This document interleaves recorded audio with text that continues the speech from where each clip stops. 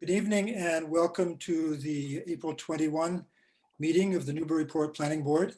I will begin by calling the roll. Alden Clark. Here. Beth Delisle. Here. Ann Gardner. Here. Leah McGavran. Here. Don Walters. Here. Rick Tainter. Here. And we have three members absent tonight: Bonnie Sontag, the chair, MJ Verde, and Tanya Hartford.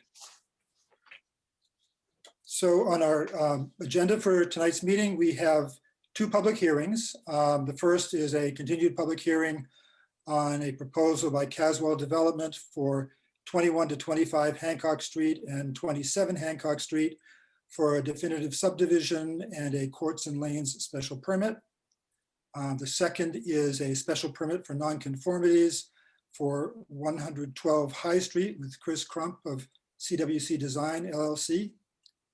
Then following the public hearings, we have a request for lot releases at Evergreen Commons, request for releasing 5 lots.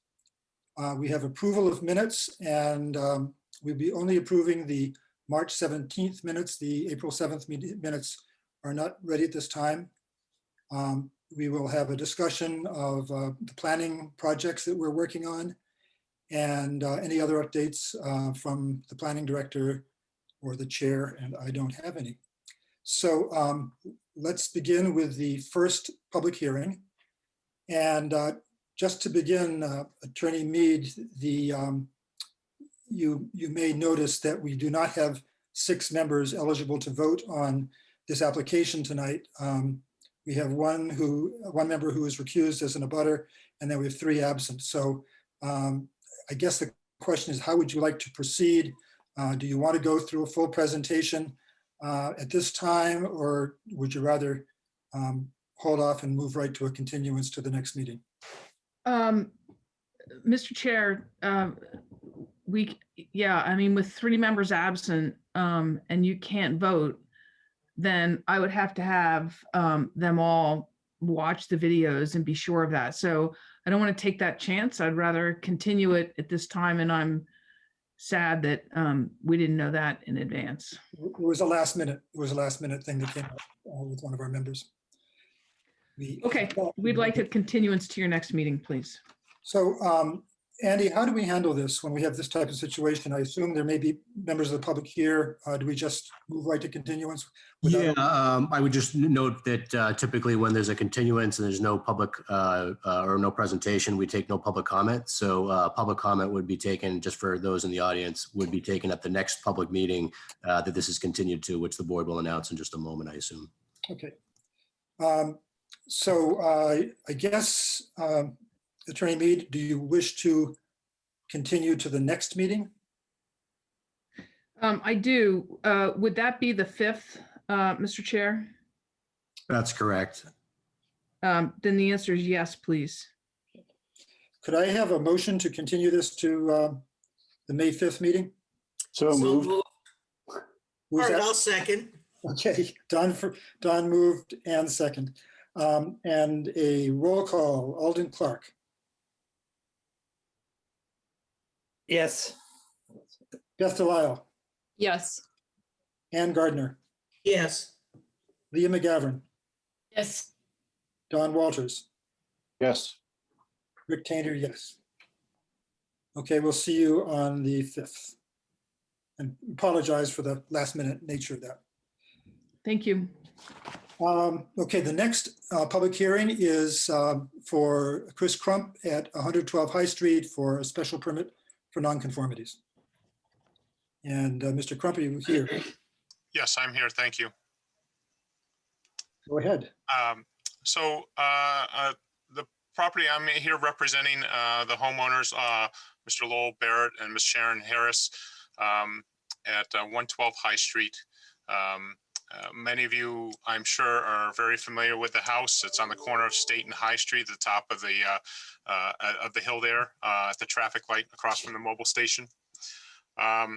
And so right now, it's finally come to a point where they would like to take care of the enclosed, dilapidated covered porch and deck that are on the back side of the house that is long overdue. And what we are looking to do or propose to do with this project is remove the existing enclosed porch and existing deck that is there, and put back in its place a new, this is the side view coming up from State Street. And so we would take all this old structure out and the deck and put in a new enclosed porch and a covered deck with some storage below. The new and proposed would keep intact or be in line with all of the existing roof lines of the bay window. This is the existing, I'll just go in sync with some of the plans so we can, so you can see it as we go. So this is the existing elevation from State Street. And this would be the proposed. So here you can see we're keeping the roof lines in line with the bay window. We're keeping the same details orientated with other details and period correct details of the house. We're keeping a lot of horizontal lines and linear, also utilizing a lot of the railings on the porch that all also are represented currently on top of the rooftop of the house. And we're trying to keep it in scale and context to the size of the house and what would be envisioned in a house of this period and architecture anywhere else in the town of Newburyport. We would have, there are doors shown underneath the deck, but these are storage doors that would actually operate by opening outward. There's not enough room underneath for it to have an overhead garage door. So these would be more storage doors that give the presence of a carriage house or a carriage door underneath. Next slide, please. And this is a side profile. So right now there's if you look at, there's this, a dashed line right down the middle of this proposed elevation. That's the existing enclosed porch there, and then the deck extends out. The existing deck extends out to approximately where the wall is on the lower portion of the of this proposed addition. So what we're proposing is that a portion of this, the new enclosed porch would be slightly larger than what is there now, and then there would be a deck, a covered porch, a covered roof that goes out and extends out, overhangs about 2 feet past the existing, where the existing deck is now. The next slide, please. That was the last drawing. Did you want? It was. Yeah. Okay. Yep. Well, we should have a site plan in the. Sure, I'll pull that up. Thank you.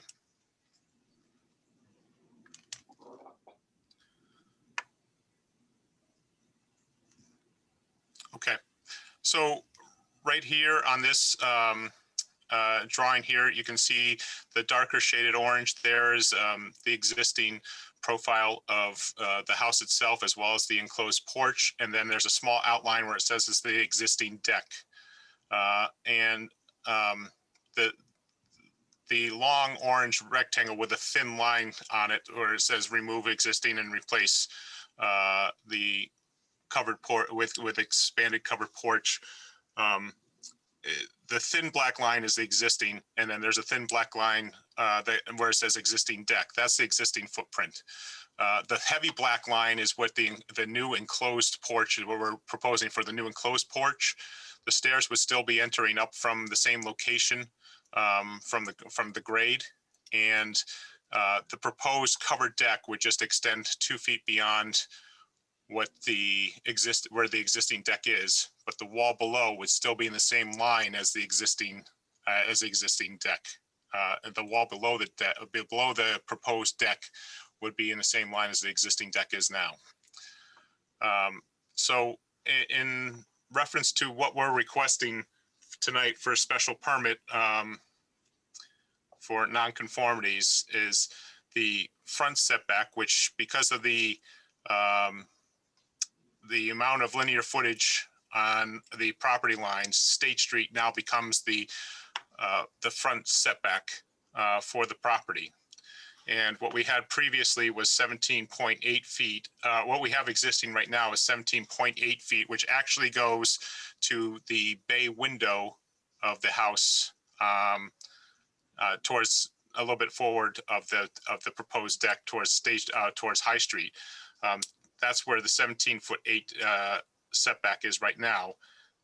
And then we're proposing that the relief for a 16.7 foot setback from the State Street side to the corner of the covered deck. That wouldn't be to the enclosed structure. It would just be to the covered deck. And so looking at some of the other neighboring abutters, 105 State Street, which is the immediate abutter on State Street, is actually much closer than the 16.7 feet for a front setback than we are at 112 High Street.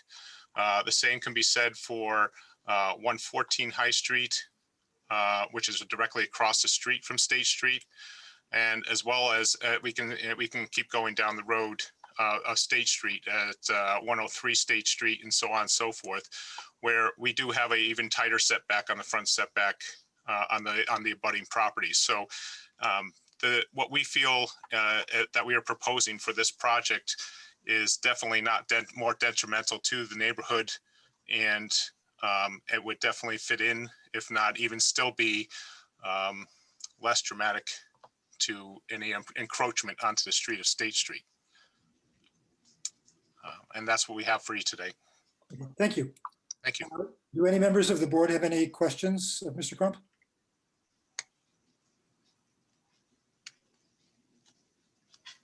Sounds like no. I have a question. Could you go back to the, it's more of an observation. Could you go back to the site plan, please, Andy? So my observation is that because the wall of the house is not parallel to State Street, really the increase in nonconformity is not the whole length of the structure, but really it seems like it's a small triangle right where the measurement is. Is that correct? Yes, you are correct. So it is unlike something where you would think that the whole front wall of a house was intruding further into a setback. It's a very small area, that area that Andy has highlighted. Yes, Mr. Chair, and at the same time, we're seeking an extension for not only the front but the side, because as you can see on the side of the house, we're extending the end of the house out. And even though we are extending that out, as the house comes out towards State Street, it further it deviates further from the property line, setbacks further from the property line. So the closest point of the house is on the back left corner there, or the back right corner, if you will, on the rear. And it gets wider and wider as we extend the house out. So your point, yes, is correct, that the only real setback deviation would be that one little corner of the proposed covered porch. Thank you. Other question? Yeah, Rick, I have a question. I'm not sure who should answer this, whether or not Mr. Kump can answer it or Andy. I deal a lot with nonconformities in my work, and in most of my work, this would be considered not the extension of an existing nonconformity. Rather, this would be considered a variance, because if it were extending an existing nonconformity, the nonconformity is the 17.8 feet. So the proposed would only be an extension of an existing nonconformity if it was 17.8 feet. The fact that it's encroaching more into the space than the nonconformity would make it a variance. So that's the way my head is used to thinking about these kinds of things. I don't know if someone can clarify that for me. Yeah, so this has already been determined by the zoning administrator under the ordinance in Newburyport. This is treated as a special permit for nonconformities to modify the existing nonconformity, Yes, as opposed to a variance. So I understand, the nature of your question, but I guess in terms of our ordinances, this is treated as a special permit for nonconformities to make this type of change. So you can make the nonconformity more intense than it was, and it's still just a nonconformity, In this but instance, not a yeah. variance. Yep. Okay. Rick, I have a question or two, and I may have missed it in the application package. Perhaps the applicant could explain for a moment or two the type of architectural features that they're providing. I'm assuming it's wood siding. Don't know anything about the windows. Are they using energy efficient windows, et cetera? So some of those type of details. Yes, absolutely. So if you go back to the elevations for me, please. So we're keeping in still the same type of windows, the same style, look, energy efficient windows that will be going in to match the existing head heights as well as the sill heights in many of the different locations. And then as well as, if you can see in the bay window on the right-hand side of this elevation, there are eave lines and details currently in that existing bay window that we intend to carry across and replicate into the covered porch area as well. And then as well as the, right now, if you could just zoom out just a little bit, the existing roof line on the main house has roof railings that are up there as well. And we're intending to use those same type of roof railings there onto the porch railings that are going to be used for the covered porch. And so trying to keep all the current details and period correct architecture that's instilled in the house right now carried throughout all the way through. So this looks like it was a piece that was originally built when the house was constructed, and follow it through. Could you address the materials you're going to be using? Yep. So we're just going to continue to use the existing wood siding that's on the house now. Well, I should strike that.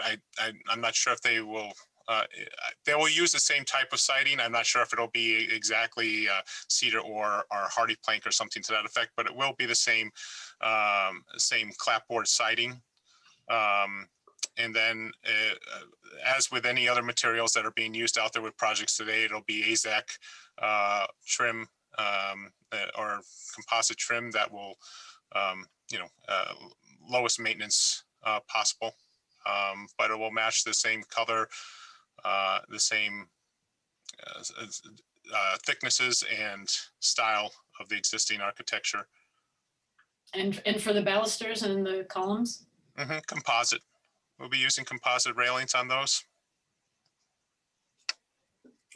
I'd just like to say that I think of all the views, this view that we're doing, and I appreciate, you spending some time in this, and as well as the carriage type of shed doors below, because I think coming up State Street is one way. You're not going to necessarily turn to the left and see this.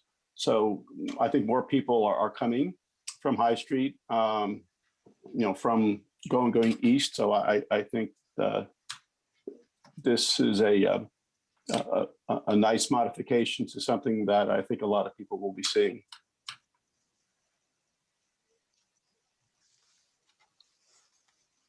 Are there any more questions or comments from the board? I have a quick question. Are all of those windows, is there a door? Is there an entrance? Yes, there should, slide number 2, I think it is, please. Is it number 2? Oh, no, that's the existing. They're real small on there, so I can't see. Maybe it's 4. I'm trying to, 5, sorry. So 5 here, you can see, you can come up to the steps to the covered porch. There are windows in front, but there's this door just to the side. So Okay. from the street profile, all you see are the windows. You don't actually see the door when you come in. Okay, thank you. Yep. Okay, are we done? So I'll open up the public hearing. Andy, is there anybody wishing to speak in the public hearing? Yeah, let me just give a minute to put up our public comment slide and then see if anybody is interested. And we do have Stephanie Nikitich, who has raised her hand. Yes, thank you, Mr. Taintar. I guess I'm recognized. Stephanie Nikitich, 93 High Street. I am a near abutter. Actually, the High Street facade of this building is what I look at all day long because I can see it out of my home office window. This is, I think, as you pointed out, it is a very visible and iconic building, and I've been impressed by these owners and the care they've taken with a slow and careful restoration and rehabilitation of this building, including, I will add, that they have so far retained the historic windows and storm windows, which is really a very big feature of this house. So while I'm not a fan of composite materials, I have to say that what they plan to do on the State Street side is a big improvement. It's going to look much better. It's long overdue, and I fully support it, and I hope you will grant their special permit. Thank you. Thank you. Is there anybody else in? Yeah, and Chair, I see no other hands raised. Okay, in that case, I will close the public hearing and open it up for discussion and a motion. Just a point of clarification, Andy. It looks to me from the staff report that we need to make two findings. One, that there's no addition of a new nonconformity, which you have explained. And the second finding, that it is not going to be more detrimental to the neighborhood than the pre-existing condition. Are those the two findings that we need to make? Yeah, correct. And the board, this is unusual for the planning board. The planning board doesn't often deal with these types of special permits, but because the board deals with this in the downtown overlay district, you are the permit granting authority, and those are the findings that you would have to make, just similar to what the ZBA would make if they were doing it elsewhere in the city. Thank you. Would anybody like to make a motion on this? Before we do, Yes. I would just like to comment that on the drawings, this has come up before in the past, where the things that are spoken in the meeting aren't on the drawings. I just don't, it would be nice to see some of the comments like, railing to be match existing, windows to be this or that. It's all just the spoken word. None of it is actually in the drawings. So I just think that would help. And of course, Andy can approve them. So it's not something that they would have to come back for, but I would like those comments to be on the drawings. Okay, we can do that. And if the board wishes, given the agreement over that minor clarification, we could put a condition in the approval requiring that submission prior to the work being done. I would like that. Great. So a motion? I'll make it. And With the proposed Jeff motion as amended, as Lee just stated. I will second that. Okay, roll call. Alden Clark, Yes. Beth Delisle, Yes. Ann Gardner,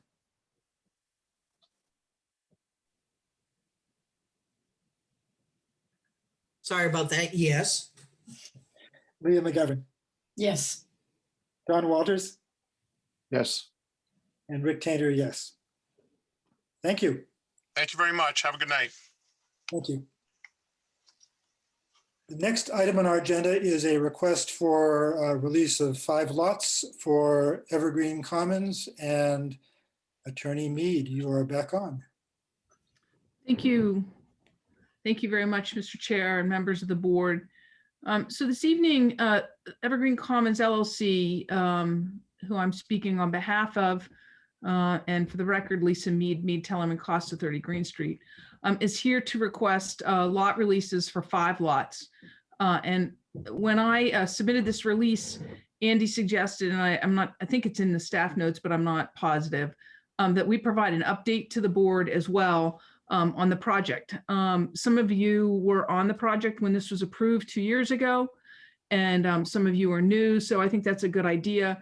We've spent the last 2 years starting to implement, obviously, the lots and everything being built, but also implementing a number of the conditions that were a part of the decision.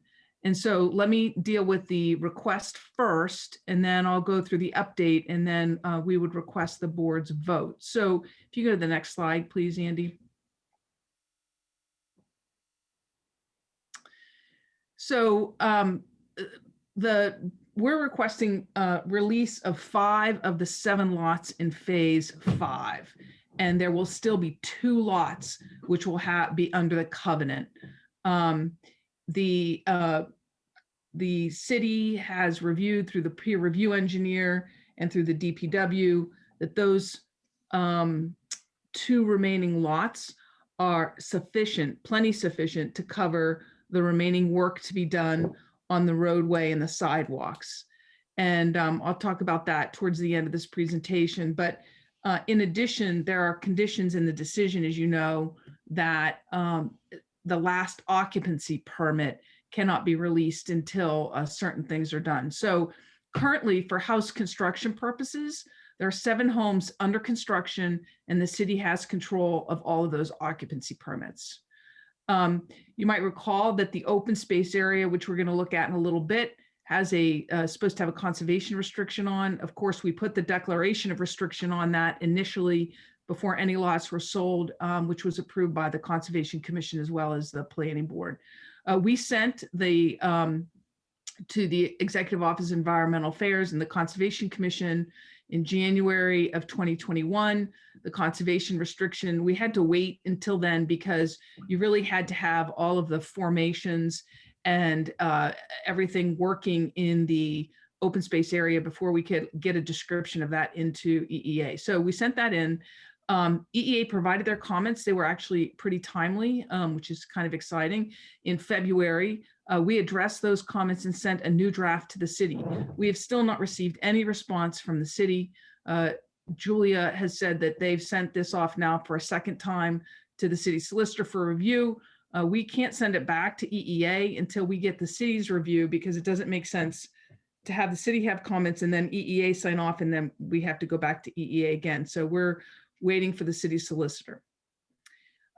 Last year, in April, we provided the deed and the access easement for the water. We provided the deed for the water department land. You might recall we're giving a certain portion of land to the water department, and then the access easement for the city to all of the open space areas. We gave that to the city in April of 2020. We sent it again in June of 2020 and again in September of 2020. The city has not approved or authorized execution of the easement of the deed. Of course, both of those documents were approved and reviewed by the city solicitor as part of the permit process. We had to have those as part of the special permit subdivision decision after the OSRD was approved. So that's the status of that. The next slide, please. Signage.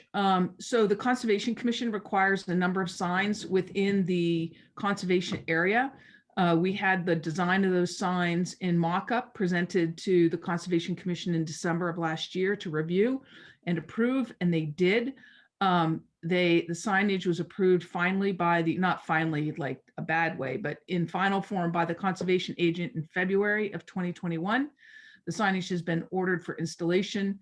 The goal is to have the installation done within the month. Just to let you know, this is interpretive signage and signage demarcating the open space and signage demarcating the wetlands areas not to be encroached upon.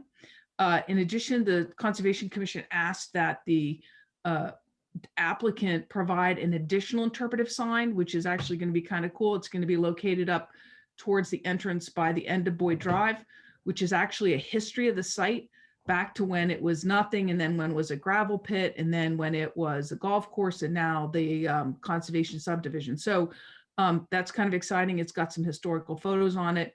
All that interpretive signing we hope to have, and demarcating signing we have installed within the month. We're talking to the Conservation Commission also about some minor modifications, which once they approve, will come to the planning board on. And we met with the conservation agent on February 25th to discuss those minor changes. And they are as follows. Originally, there were 2 bridges that went over that pond and wetlands area in the back. Because of the location of the bridges and the construction of that, the bridges were too close, and the conservation agent had approved the removal of one of the bridges. I'll show you that in a minute. There's a section of the trail that needed to be moved slightly as you go up Duffy Drive to make sure that it was accessible and met handicap accessibility requirements. And there's a slight modification to the plantings in the open space. There's been some landscape changes in the open space and stormwater management related to some rain gardens and how they were located. So those minor modifications actually were opened up last night at the Conservation Commission. They were continued so the Conservation Commission could have a site walk. Also, the agent wasn't present. And then we'll be back in front of the Conservation Commission on May 4th for their formal review. So next slide, please. So the Homeowners Association agreement on February 25th, 2021, we had a meeting with the conservation agent and the zoning enforcement officer relative to long-term management and provisions of the HOA and the method of calculating impervious surface. This will be coming to the planning board as well.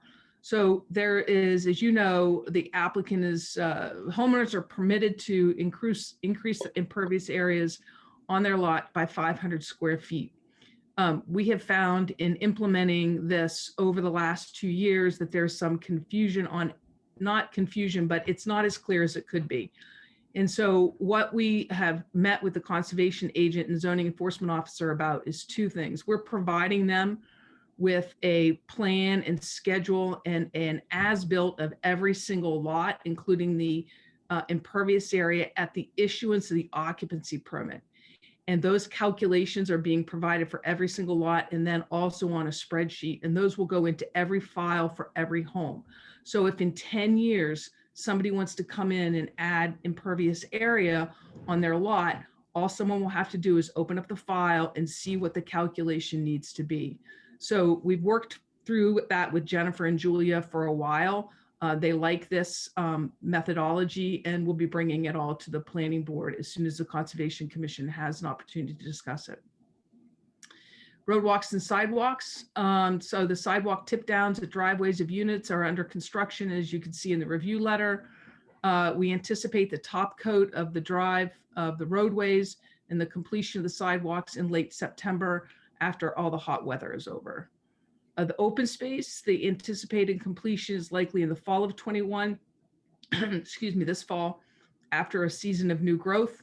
Right now, and I'm going to show you some photos of this, given all the construction that has occurred out there, some of the open space got packed down.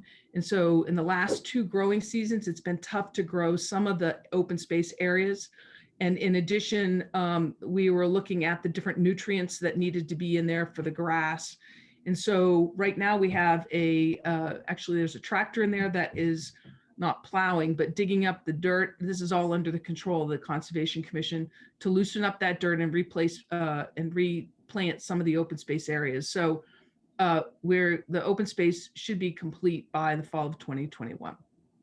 In addition, all of the lot corners receive granite markers so that there's a delineation between the open space and the lot corners.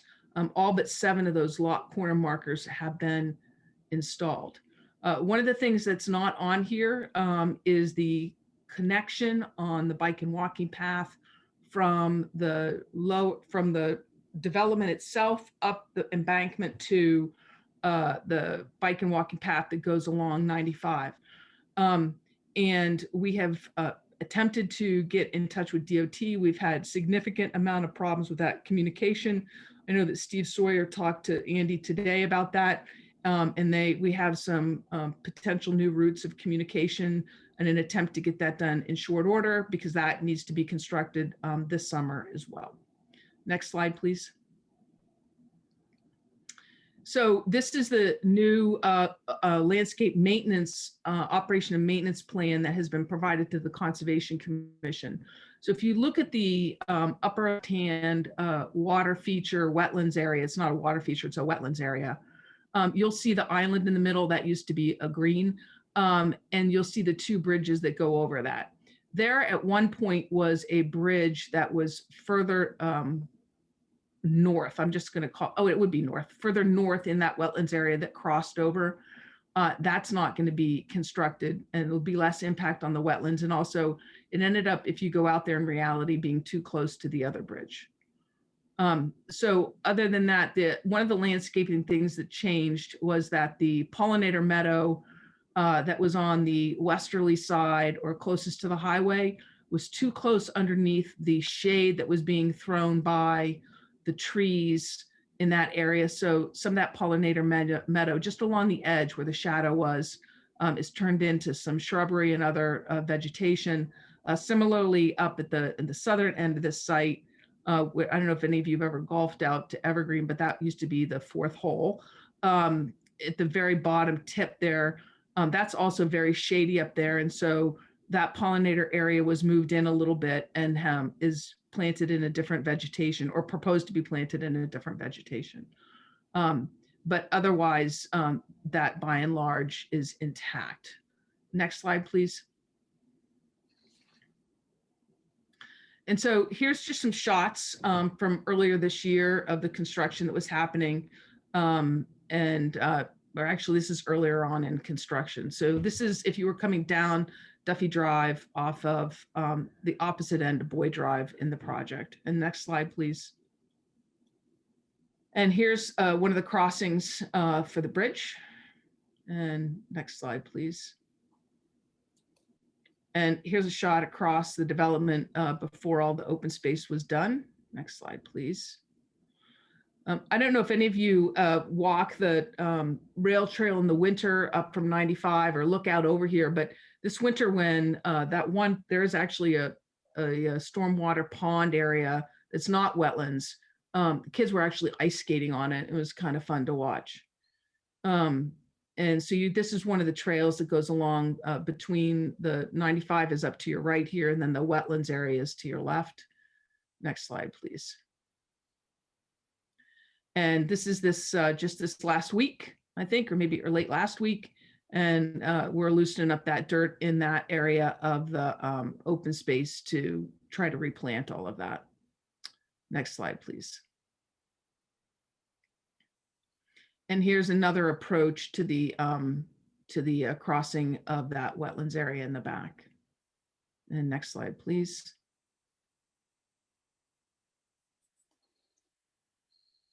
There we go. So this was last spring. This is one of the pollinator meadows. You can see, I'm going to call these daisies. Tom would have had a really fancy name for them. But the pollinator meadows really came in great around the wetlands area. And next slide, please. And then that's looking down off of one of the sidewalks across the field, and that's that wetlands area. There's actually a lot of wildlife out here too, which is kind of exciting. They've got coyotes and fox, deer. There's a couple of other varmints are out there, great birds. So it's actually kind of exciting to see it all come to fruition. Next slide, please.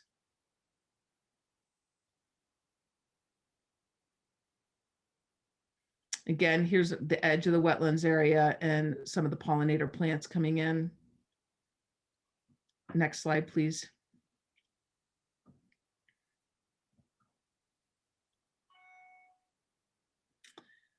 So there we go. I was gonna say this should be colored. So this is the original phasing plan that was done. You might recall the board approved this phasing plan in 2018, I believe, because the effort was to do the phases in a manner in which the public infrastructure would be done at the same time, but allow obviously the homes to be released in an appropriate manner and making sure that all the stormwater and whatnot was done at the time that section of homes was done. So the board released all of the lots, phases 1 to 4. They released a couple of the lots in phase 5. There are remaining 7 lots in phase 5, and we're seeking to release 5 of those lots. So those are the phase 5 is the purple up towards the end of Duffy Drive. And so we're seeking a release of lots 23, 24, 26, 27, and 28. I remind the board that even though you're releasing the lots, which secure the infrastructure, the road and the water and sewer and stormwater, that the city still holds 7 occupancy permits. Next slide, please. And here is Steve's plan and the estimate of the remaining work to be done that you can see on this. And so the roadway top course is 38,910 square feet. Concrete sidewalk left to be is 1,580, and granite curbing is 84 linear feet to be done. And Phil has reviewed this. Jamie has reviewed this. Jamie's been out there. Phil's been out there. And so with this remaining 2 lots under the covenant, the board has ample funding left. Should something happen to the developer, you would own 2 lots, which would certainly well more than cover the $56,612. So the applicant is requesting the board release the covenants on lot 23, 24, 26, 27, and 18.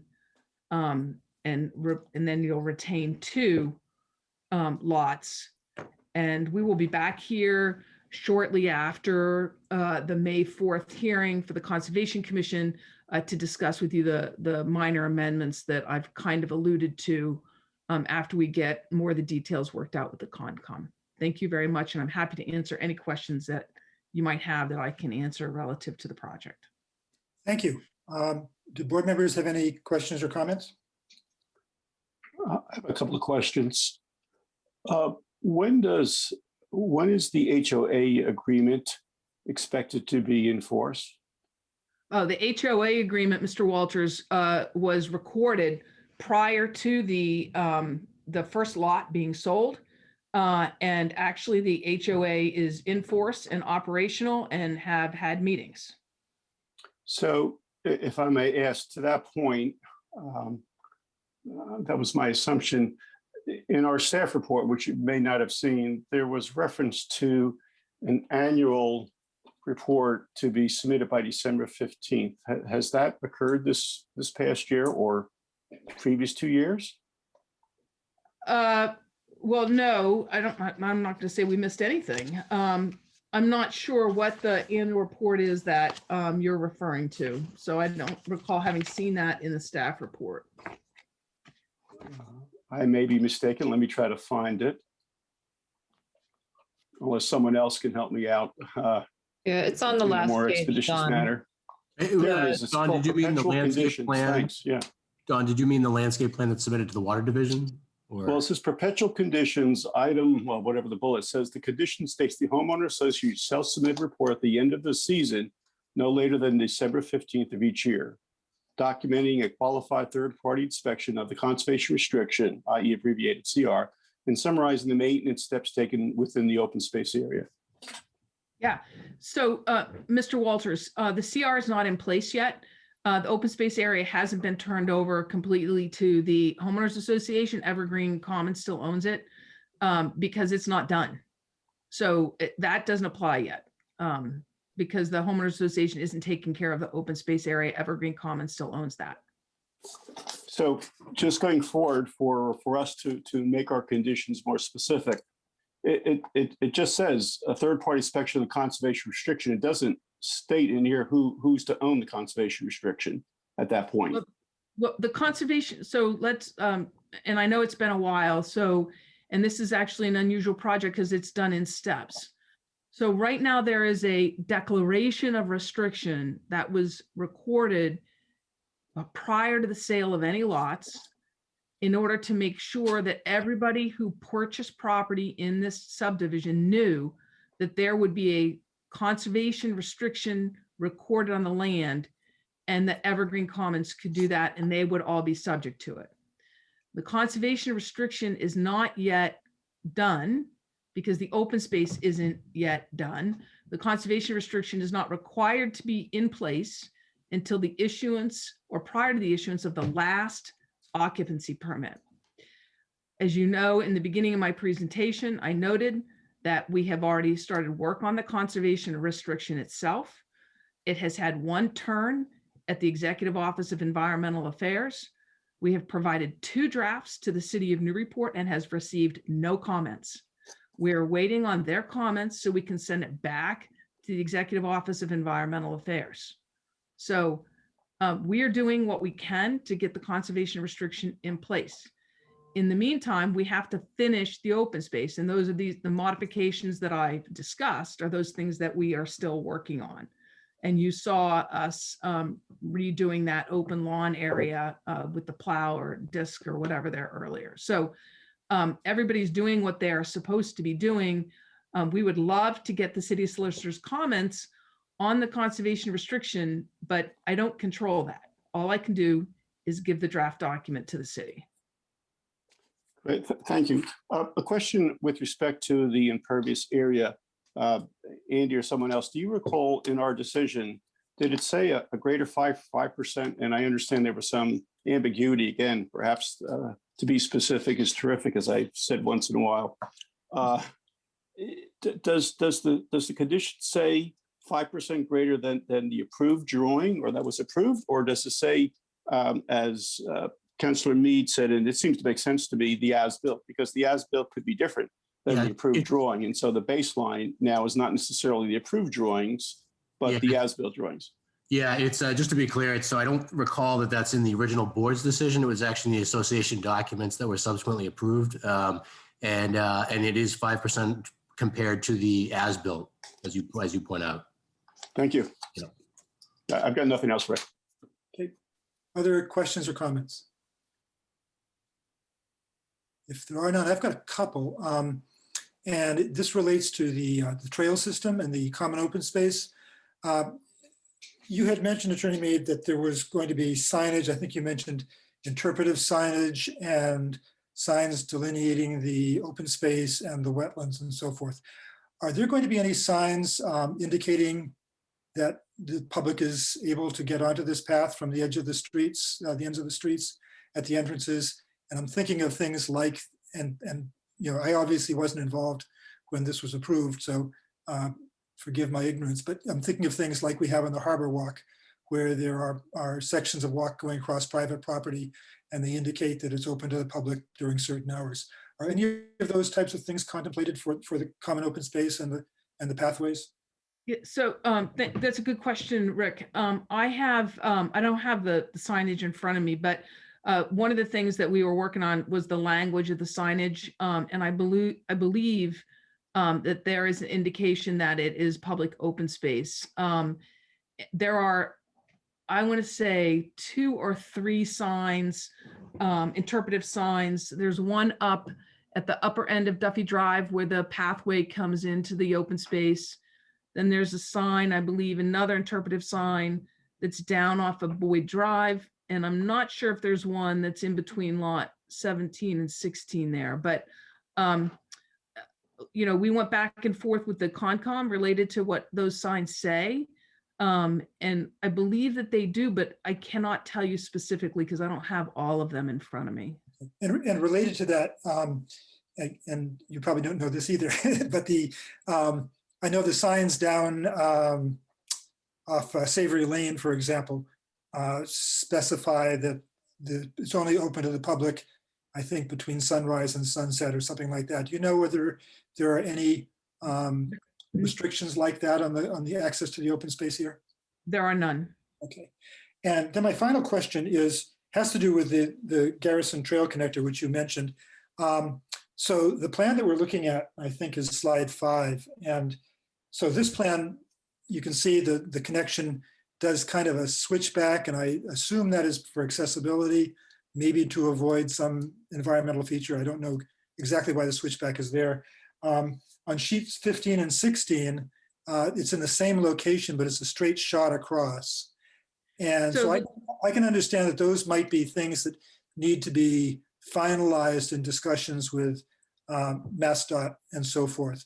I guess my big question is in the plan that was, the sketch plan that was part of the special permit actually showed the connection much further to the north, almost parallel. There you can see it's almost parallel with 23 and 24. And is that still all up for discussion right now? Are you just looking at different locations, or have you determined to move it down to the southern end? I don't have any, I don't see any reason why one is better than the other. I just was wondering for clarification. So I think, so first of all, the decision, the condition, the decision is that it's going to depend on where we can get it connected with MassDOT.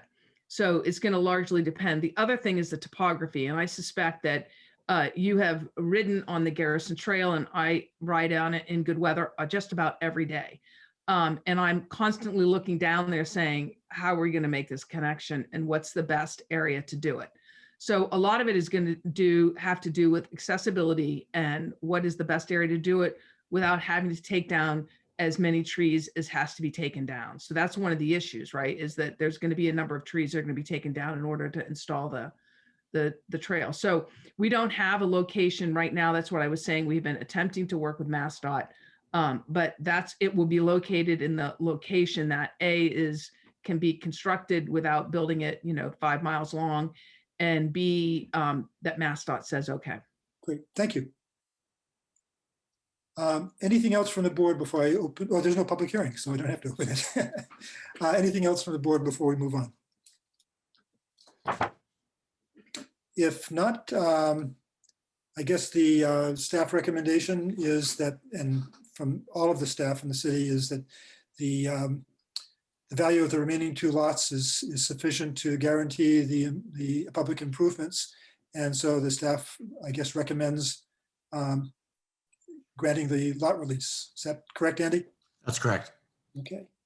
Could I have a motion, please? So moved, Alden? I can second that, Leah. Okay, thank you. We'll move on to a roll call vote. Alden Clark, Yes. Beth Delisle, Yes. Ann Gardner, Yes. Leah McGavern, Yes. Don Walters, Yes. and Rick Tainter, yes. Thank you. Thank you. Thank you, Mr. Chair. Chair. Andy, is there a, Yeah, We're Chair gonna- Tainter, if I could ask, just in case Chair Sontag is not available, would you be perhaps able to sign that document if for any reason she's not able the next day or two? Sure. Absolutely. Okay, thanks. Okay. thank you. Yes, you're welcome. Thank you. Next item is approval of the minutes for March 17th. I think several of us have looked at them and made comments, corrections. Does anybody want to speak to the minutes at this point? No? Okay. Could I have a motion to approve the minutes with amendments? So moved. It's Beth. Second? I'll second. Don. Okay. Roll call vote. Alden, Yes. Beth, Yes. Ann, Yes. Leah, Yes. Don, Yes. and Rick, yes. All right. Okay, next item is to discuss the 2021 planning updates, by which is meant the projects that we have volunteered to work on. And I will be the first to admit that I haven't done a lot or much. And I suspect that is the case. I don't know whether anybody has any specific updates to present at this time. If so, please go ahead and present them, and then I will make some comments. Nothing. Okay. I don't. I have something to say. Don and I had a conversation last week about brainstorming some things on affordable housing and groups in the community to meet. But one of the outcomes of that meeting is I asked Don and he agreed to take the lead for the affordable housing. So I will be in support of him. Thank you. Thank you, Don. So Bonnie and I had a conversation with Andy today about how to proceed on this. And we, Bonnie and I were feeling that it might be easier to, rather than start with a blank slate as we were starting with, is to look at the work that has already been done by the zoning rewrite committee and start chipping away at some of Andy's priority areas. He has a number of things that he would like to get moving on that came out of that zoning rewrite committee work. And basically bandwidth has been a problem on his part. And here's the list of chapters that have been worked on. And for those who don't know, the original thought was to restructure the entire zoning ordinance. And so what you see before you is what was conceived of as the chapters in that restructured zoning ordinance. I guess with discussions with Councilor Eigerman and others, that seemed like it was too daunting and wide-ranging a task to do. And so the thought now is to use the information that's in this section, and I believe Andy is going to send all of us the link to this page so that we have it easily, to use the work that was done here, but to work within the existing structure of the zoning ordinance. And so what Andy saw as a first item to chip away at is parking and site plan standards. And so there are different parts of the existing ordinance. As you see here on this page, section 9 of the proposed restructuring dealt with parking, but there are other areas, for example, in our site plan regulations and so forth, that relate to this. And when you look at internal landscaping in parking lots or drainage, low impact development in parking lots and so forth, those aren't necessarily in the parking standards, but they relate to parking and site planning and so forth. So the thought here was that Andy would send us, basically, point us to the areas that the existing standards would benefit from some updates, and incorporating the work that was done by the zoning rewrite committee, and that we could, as a group, work toward this, and not necessarily with a team leader per se, but to have all of us look at the information and then pull our thoughts together. And when we come to our planning meeting, which I believe is in June, we could then use that as a forum for discussing what should go into these sections, and perhaps do some drafting along with that, but leaving the final revisions, the final incorporation into the actual structure of the zoning ordinance to the Office of Planning and Development. So Andy, did I get that right? Are you? Yeah, thank you. No, it's great. And actually, if I didn't show it here, this was off the board's listing of some of the subgroups that were, that sections that were talked about and that Rick mentioned. And I just highlighted here too that and Rick is correct, summarizing everything to date. The original assumption with that project with the consultant was that we would bring the entire package to the council, and it became realistic, obvious that that was not realistic. It's just too much to take on at once. There's too many policy changes being done in addition to language changes. So doing it in bite-sized pieces makes more sense for everybody's bandwidth collectively. So as Rick mentioned, we'll be doing that. Jennifer and I have just sent over a so-called housekeeping amendment to clean up some language and things that are have been problematic in different sections. It's largely cleanup of language and some miscellaneous things that have been problematic to get those addressed as soon as possible. But we're going to bring forward, moving ahead this year, assuming that people's bandwidth can stay focused on it. Excuse me, and we can do joint hearings with the council. We'd like to plug away at the different chapters. And so like Rick mentioned, having some feedback from the planning board members, specifically on the site plan design criteria and things that you would like to see folks adhere to. So for instance, like Rick mentioned, in the ordinance, there's a call out for how many trees per, a parking lot size you have to have. Having some thoughts on that would be helpful. Whether or not parking is allowed in the front, setback, anything like that might be appropriate to call out.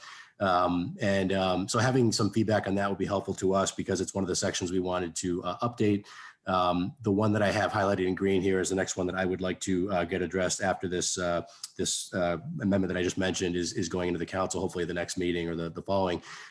Once that's in that docket, I'd like to address this next section, which is it's mentioned here as a planning board policies and procedures, but from my perspective, it's the fact that our administration and enforcement section of the ordinance, it was really originally written for only the zoning board of appeals.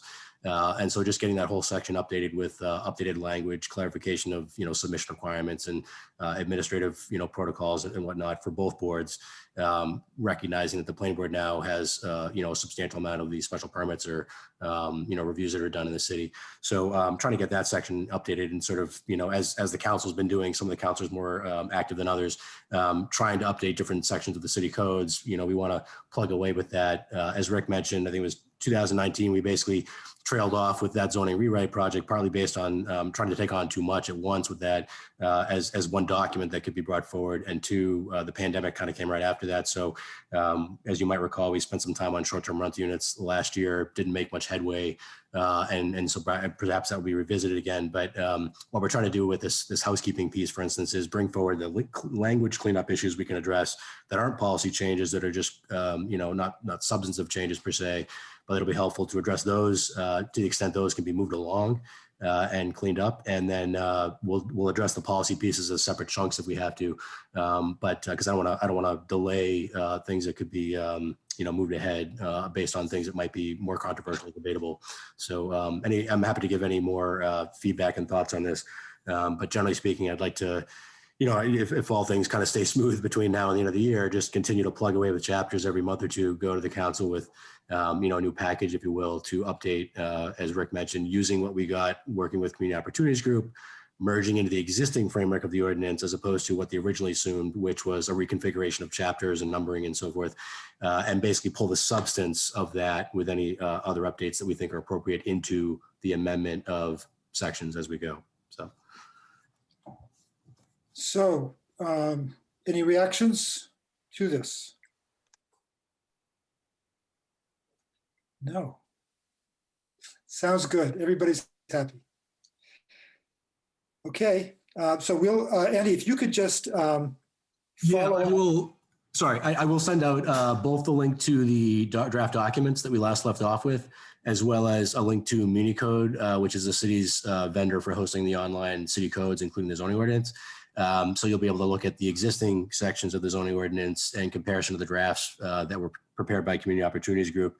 As I mentioned, Jennifer and I, for instance, took some pieces of that, as well as some issues that are, we feel like need to be cleaned up otherwise or merged, and put that into the so-called housekeeping package. And so I think we should consider all options on the table as far as potential edits that might be appropriate or beneficial, and then work collectively to take the substance of what you come up with. I wouldn't worry so much about, as you're working on or putting thoughts together for these provisions, I wouldn't worry so much about where they go in the ordinance or the numbering and so forth. I just need to know, if you have specific thoughts on things we can improve about the standards, for instance, so that I can plug those into the appropriate spots. If we have any debate, we can, have further meetings. And I'll be pulling the zoning advisory committee together I want to get this package into the council at this next meeting, and then pull the zoning advisory committee together as well to work in kind of in parallel with the planning board, so we can kind of move ahead with some of these chapters. And hopefully it won't collapse under its weight, meaning the number of committee members reviewing a document. But my goal with there is to coordinate with the zoning advisory committee, as representatives of the various boards and some of the city officials that get involved on a regular basis, and the planning board members and your advisory role to the city council, and then council members that not only have to adopt the ordinances, but also might initially consider the sponsorship of the ordinances that would go into the council. So we'll be working together, again, pending, bandwidth and timeframes and whatnot. We might take a recess in the summer if the council's not having enough meetings or something for meetings, but generally speaking, we'd like to just plug away as bandwidth is available to update these chapters that are, some of which are out of date. And we certainly want to focus on that. We've had to pull our time and attention away some other things, but Jennifer and I are really interested in getting these codes updated. So Andy, if you're going to go to the council with housekeeping items pretty soon, does that mean we'd be likely to have a joint public hearing with planning and development either in our second meeting in May or the first meeting in June, or is that too early? Yeah, no, that's correct. My guess would be at this point, probably the first meeting in June, just based on the referral to the acceptance referral to the planning board and the advertisement. But that's a good question. And, we apologize because we try to not have too many zoning hearings a given year. We try to always line it up with a planning board meeting date. So the council's been nice enough to, the three members of the planning development committee and the council have been nice enough to generally merge with the planning board night to do the first item on the agenda. But for instance, on something that isn't housekeeping, we might need to have a separate night for it, like we did for Waterfront West or something, just because it's more substantive and allow public comment for a longer period of time. But otherwise, probably June, first meeting of June, I would say, possibly the end of May, but it depends on, availability for the council members. And if they're willing to go and we can advertise, we'll certainly aim for the earliest possible date that we can work in. And I would say also, I don't mean this to throw a wrench in the works if, for example, Don and Ann want to continue working on the affordable housing piece. That certainly is something that we shouldn't stop you from doing. It's just that we're thinking that for those of us who have had some difficulty getting going on what we had signed up for, this seemed to be an easier piece to bite off. So, anything else? Okay, Andy, do you have any updates for us? No, I thought that was actually important to note, and I thank you for bringing that subject matter up and kind of helping us to align, our efforts. I think, we really kind of lost a year there in terms of being able to spend a whole lot of bandwidth on the rewrite project, and that had already been added to some years where we were spending time with the consultant and debating how to bring forward the entire package. So, I'm hopeful that given where we are right now, we'll be able to focus this year on updating these different sections with everybody's feedback and getting the ordinances into some better places in terms of, cleaning up the language, but also some of the standards that you might think are appropriate, in different areas of the city, whether it be the downtown for design standards or things like that. So, okay. Is there anything else that anybody would like to bring up before we close the meeting? I would just like to note that the last time I remember Bonnie being absent, I think Leah took the meeting and the meeting took like 20 minutes. And tonight, I think it's a nice short meeting. So, we missed Bonnie, but we were efficient tonight. Well, duly noted. and it's not her fault. To that end, are you entertaining a motion to adjourn? I am, Mr. Walters. Thank you. So moved. I'll second. Alden? Hey, a roll call vote. Alden Clark, Yes. Beth Delisle, Yes. Ann Gardner, Yes. Leah McGovern, Yes. Don Walters, Yes. and Rick Tainter. Yes. Thank you all and good night. Thank you. Good night, Thanks. everybody. Not all.